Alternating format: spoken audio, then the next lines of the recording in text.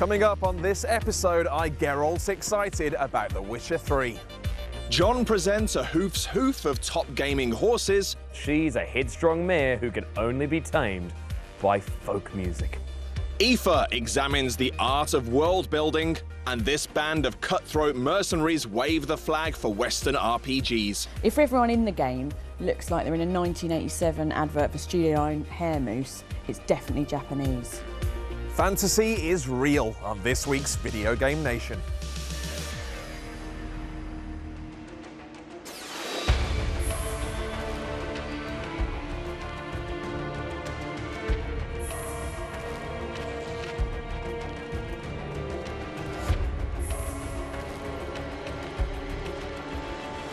As my late fictional grandfather once told me, never judge a game by its tutorial section. These words rattled around in my brain during The Witcher 3's opening moments as I was assaulted by its janky movement, hyperactive camera, confusing combat, and lingering shots of a woman's bum.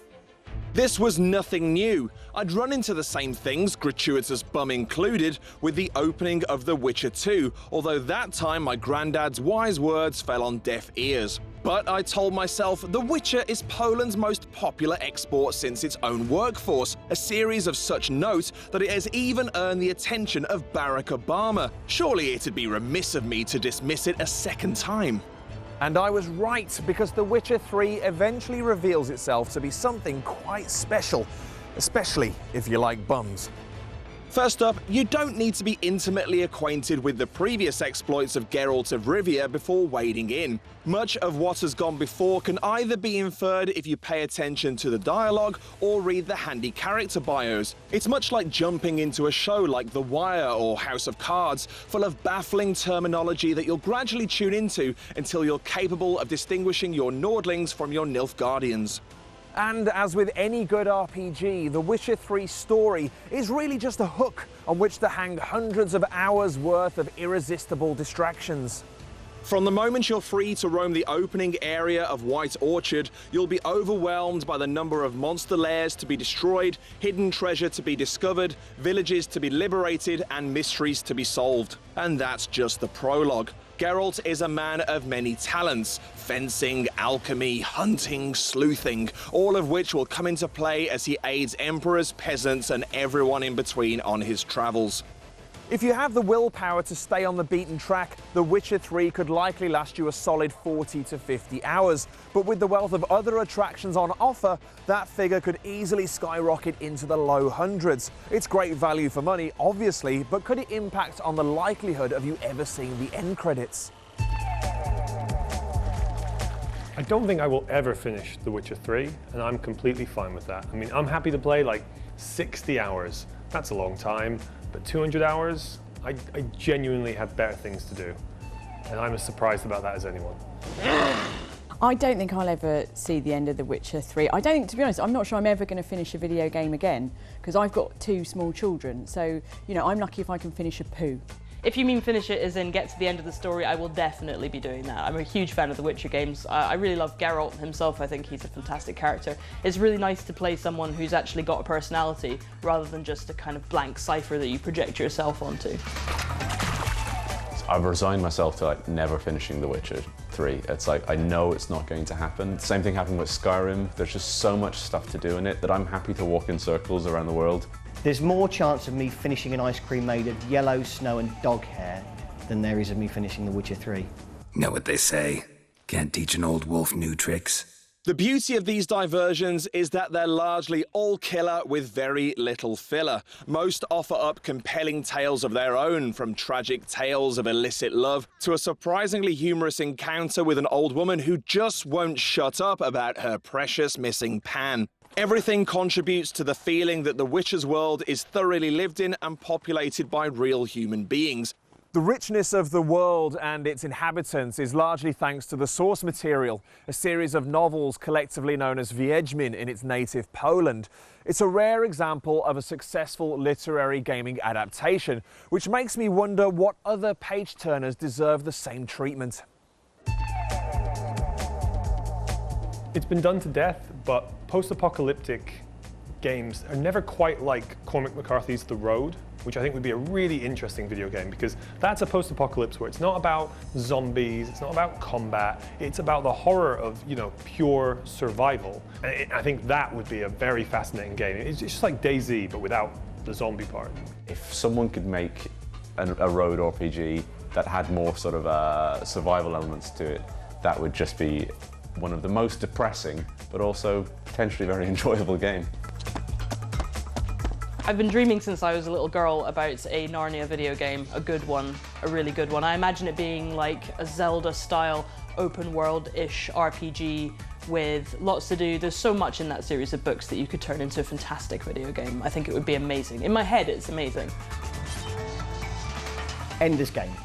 I don't know if you know, I loved the book. I know the film, like Harrison Ford, that got mixed reviews last year, but the books, when I was growing up and I read those, I thought they were incredible. So I don't understand why nobody's made a multiplayer game set in the battle rooms, because that in the Rift would be incredible. The Witcher 3 is refreshingly free of grinding, the term given to the tedious acts of killing things over and over again to level up your character. Most experience is gained by completing quests, so there's very little point in picking fights unless they're essential to progress. It ensures that there's rarely a dull moment, as you're constantly focused on seeking out new activities rather than mindless hacking and slashing. Not that The Witcher 3's brand of hack and slash is particularly mindless. While the combat lacks the satisfying heft of Dark Souls or Bloodborne, it calls upon a similar combination of tactics and reflexes. In addition to the standard repertoire of attacks, parries and dodge rolls, Geralt can cast spells, coat his blades in damage-boosting oils, craft bombs and brew potions. The weaknesses of every foe you encounter is logged in a handy bestiary, which lets you tool up appropriately before wading into battle. This is essential for hunting larger creatures like griffins and ice giants, the closest the game gets to boss battles. Now, as I've mentioned, The Witcher 3 isn't without its faults. Some, like the incredibly loose camera, can be tackled by adjusting a few sliders in the settings menu, but others, like Geralt's irritating knack for dying instantly after falling just a few meters, are just quirks you're going to have to get used to. Still, the frustrations caused by these mechanical flaws melt away once you've spent a few hours submerging yourself, sometimes literally, in its gorgeous world and engrossing lore. It's a work of staggering, almost intimidating scope that's as deep as it is wide. If you're looking for something to see you through the traditional summer gaming drought, look no further. With The Witcher 3 taking its place among the best open-world adventure games of all time, it only makes sense that John should run down his top 5 horses in gaming. Actually, that makes no sense whatsoever. Hello, television friend. Hi, Def. High five. Horses, they're like dogs for people who inherited their money. And because in The Witcher you can perform an act that could be described as mixed wrestling atop a unicorn, today I'm going to count down the top 5 trusty steeds in gaming history. There's no My Little Ponies or horses from Skyrim in this list, since the My Little Ponies are technically just puffs of whimsy in horse form, and the Skyrim horses are the only thing in that game that don't work properly, which is why my mage used to switch up the fire and dine on horsey barbecue. He's the mute hero of a fantasy world. She's a headstrong mare who can only be tamed by folk music.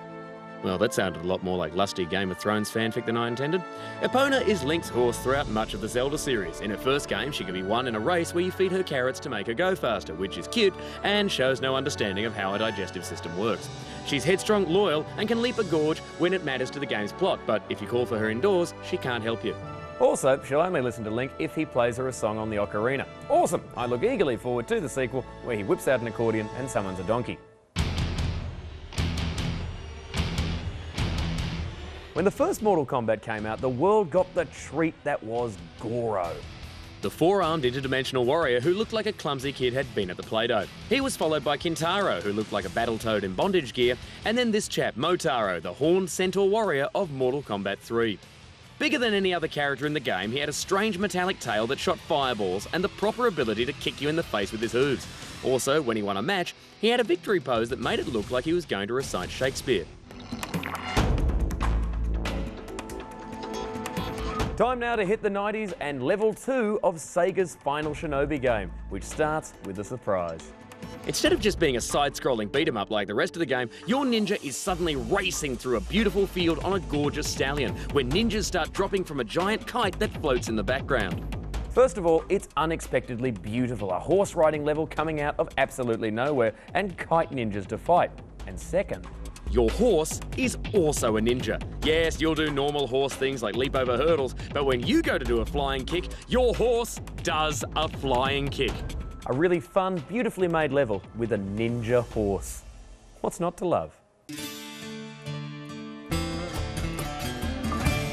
On its own, Red Dead Redemption is Grand Theft Horsey, but once you add the Undead Nightmare DLC, you're suddenly in a Wild West filled with zombies, and if there are zombie cowboys, does that mean zombie horses? Not only are there rideable living dead ponies, but there's a mission called the Four Horses of the Apocalypse, where you can be a cowboy riding a horse from the Book of Revelations and living out every dream Johnny Cash ever had. Of the four, my favourite is Death, the pale horse. 1, Death is almost entirely invincible, and 2, when Death runs past, any zombie nearby automatically has its head explode. A zombie Bible horse that makes other zombies' heads explode? Suck it, Ninja Horse, we have a new winner.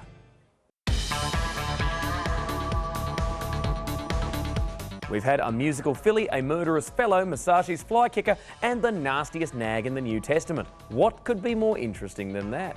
Place your bets and meet the magic robot unicorn from Adult Swim's Robot Unicorn Attack. The plot is that a robot unicorn is attacking. And that's it. Nice try, John, but the best virtual steeds all appear in the utterly deranged online horse race betting game, Japan World Cup. Here's a taster to G you up before the break.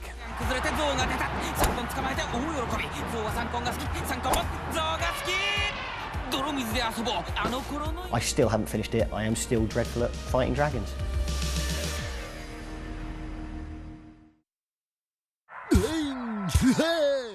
A new Modern Family continues Monday at 8, Sky 1 HD, or catch up on demand.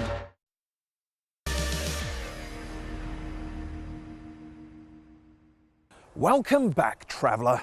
Now, there's a huge gulf that exists between role-playing games that are developed in Europe or North America and those of Japanese origin. Your stereotypical Japanese, or JRPG, is characterised by an androgynous, elaborately coiffed hero armed with an unfeasibly large weapon, cuddly mascot characters, and more melodrama than your average EastEnders Christmas special. Over on the other side of the compass, Western RPGs are... well, that's what these guys are here to tell you, frankly.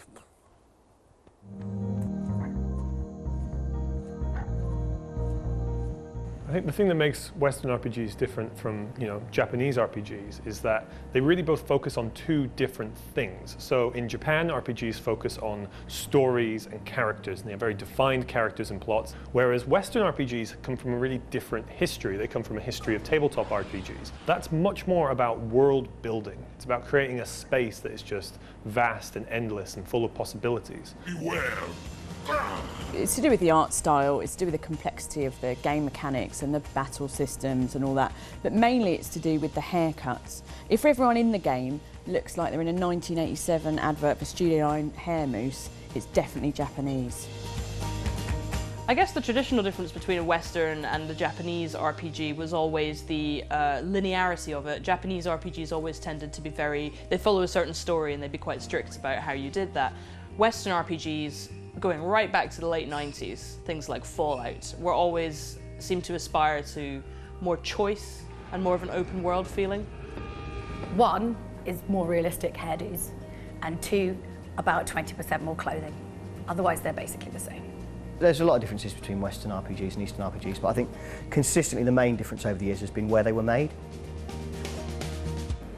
Sometimes it's almost as if I don't want this job, isn't it? When I roleplay, I want to roleplay not as some avatar of myself. It's not like World of Warcraft. I want to roleplay as a character who I become committed to internally, and I care about what they care about, and I get to experience what it's like to live as somebody else. Western RPGs tend to offer not that experience, but just the experience of total freedom. They say, hey, be whoever you want to be, have unlimited freedom. And I think games are always more interesting the less freedom they give you, the more that actually you are directed into the experience of something. So I do love Mass Effect, I love Fable, but probably kind of classic, it would have to be Skyrim. Although I did get kind of a bit angry at some of the repetitive dialogue. You know, like you go back into like the main town and the guy's like, oh, what's wrong? Someone stole your sweet roll. It's like, oh my God, if I have to hear that again, I'm going to shove this sweet roll right up your... So I think we are exactly the same with this. Yep. Skyrim. Skyrim. Yeah. It's a good one, that one. Massive. One of my favourite things to do in Skyrim is take one point of the map, like the very furthest point, walk to the other one. Dynamic events and everything like that go on. It's a really mournful, like beautiful sort of world. I love just becoming the best at everything, like being the best. You know Like what no I one mean? ever Like was. becoming the leader of the Thieves Guild and then the leader of the, you know, the Wizards Guild and doing all that and being like, this doesn't make any sense. How am I doing all of this at the same time? But it's brilliant. For me, Mass Effect, I think, is one of the best RPG series I've ever played. I think BioWare are one of the best RPG developers in the world as well. It's just such a grand space adventure that I've fallen into. I've replayed it so many times, and it's just incredible. You're a two-bit slave trader, and I don't have time for it. It's got to be Dragon Age Inquisition. That was definitely my game of the year, 2014. Really enjoyed it. Although I got tweeted by somebody who watches the show the other day, and just to confirm, I still haven't finished it. I am still dreadful at fighting dragons. It seems you hold the key to our salvation. I'd love to see someone do a proper job of a Game of Thrones RPG. I mean, it's been done before, there have been Game of Thrones games, but none of them have actually captured everything I would want out of one, which is a fully explorable, open-ended Westeros. Number two, having that same political feeling that the Telltale game kind of has with its conversation system, but I think the model for it that's best is probably something between Dragon Age Inquisition and The Witcher 3. I think that would be genuinely probably one of my favourite games. You know, I think developers are missing a trick, and they should look more at, you know, developing an RPG for middle-aged women. For example, like imagine a loose women RPG, right, where you can be like a likeable sort of older lady like Leslie Garrett, or you can be like a Nolan with reactionary views about immigration and gay rights. You know, I think that would be fun.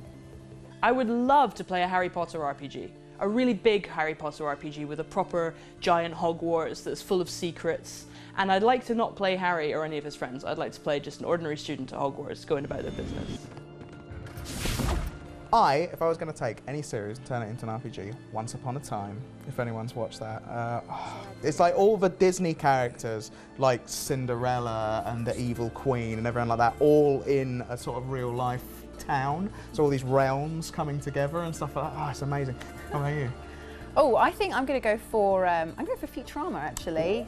Going down the same sort of path as like South Park. I love Futurama, and there's this hidden depths with Futurama. I think about the episode Jurassic Park and things like that. You know, there's potential for it to be really gripping and sad. So yeah, I think I'm going to go down that route, and sci-fi. So that's cool. I think South Park made me realise that there aren't very many games, full stop, that have sort of been based on TV series. Not many successful ones. And sort of along the RPG thing, Red Dwarf, I think would make the world that Red Dwarf's got potentially would make an amazing RPG. And you know, they've got all the cast back together at the moment. They're making more series. So yeah, if they could get them to do the voices for a Red Dwarf RPG, that could be amazing. I still remember the best game demo I ever played. It was the Elder Scrolls V Skyrim, playable at a Games Expo not too far off its official release. The area was so busy that I had to wait in line about 20 minutes for my turn, but when it came, I sat down, put on a pair of headphones, and found my character standing just outside Riverwood. The suggested quest guided me towards the village, but instead of following instructions, I just turned around and headed in the opposite direction. I followed the river, spotted a deer over on the opposite bank, so quietly took out my bow and arrow and shot it right between the eyes. Then I followed the wood and found myself in a clearing. In the end, out of a 20-minute slot, I spent about 10 of those chasing a rabbit around a field. And to be honest, it was awesome. The thing that really made that demo, and Skyrim as a whole, so good is that the world felt real.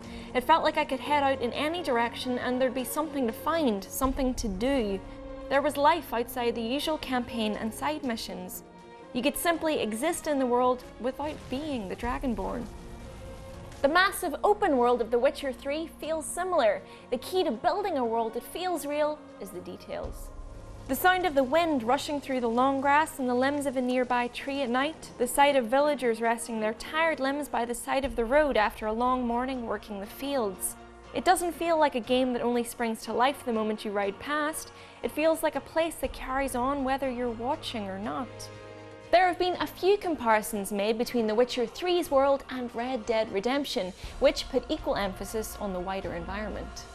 Red Dead's strengths lay in its ecosystem. You could ride off the dusty trail and head out into the wild, spending hours at a time hunting and skinning animals, provided a cougar didn't get the jump on you, and watching the wildlife hunt each other when your packs were full. Wandering back in the direction of civilization, you could encounter any number of random events, where the choice to intervene or walk on by was entirely yours. The unpredictability of what would happen next was what made spending hours at a time not doing anything in particular except simply exploring so engrossing. But then Rockstar are the masters of making believable worlds that are fun to simply exist in. GTA 5's Los Santos was fascinating in its mundanity. It's exactly how you'd imagine taking a stroll in downtown LA to be, minus the motorway pileups. In fact, if you've been to Los Angeles, you'll likely recognize a lot of Los Santos' skyline and the surrounding regions. Of course, worlds that are totally alien and not quite as welcoming as Los Santos can be just as compelling. One of my favourite games of this year so far, Bloodborne, was a twisted mess of bloodied corpses, cobblestones and wrought iron. Church spires stretched up to the heavens, hastily dug graves opened into the bowels of the earth below, but all paths somehow led back to one another. It was brilliantly, cleverly constructed chaos. It's a trait Bloodborne inherited from its predecessor Dark Souls, where the world was so beautifully layered and designed that you'd often open a door or a pathway and find yourself back at a place you never would have imagined you'd be, and simply sit back and marvel at the genius of From Software's masterful world building. From Software's games can often feel open world, even if there's only really one path you can take. But even completely linear games can build worlds that feel real. In The Last of Us, starting off in a quarantine zone, you could look around and see a dozen little stories unfold that you aren't a part of. And stepping out into the wider world, with each house and bar and shop you'd pass through and explore, you'd get a sense of the family that lived there or the people that frequented it. It wasn't just the same assets repeated over and over. Every room was decorated differently. You could see, here's a parent's bedroom, they had 2, maybe 3 kids, here's where they watched TV in the evening, maybe they read stories together before bedtime. It made the act of scavenging for supplies a poignant experience that was about more than just winning the game. It also hammered home the passage of time, that it really had been 20 years since the world had ended. Seeing it through the eyes of Ellie, who had never known life before, was especially meaningful. The Witcher 3 knows that it's these little touches that make a game worth sticking with. And just like that rabbit in the Skyrim demo, I cannot pass by White Orchard without chasing a goose in circles just to see what will happen. Hey, even professional monster slayers need to stop questing and just look around once in a while and appreciate the little things in life. Now that you've got a taste for adventure, why not embark on a not-so-epic quest to our official Facebook page or Twitter using the hashtag VGN. And with that, I must summon my trusty steed to whisk me away on another grand escapade.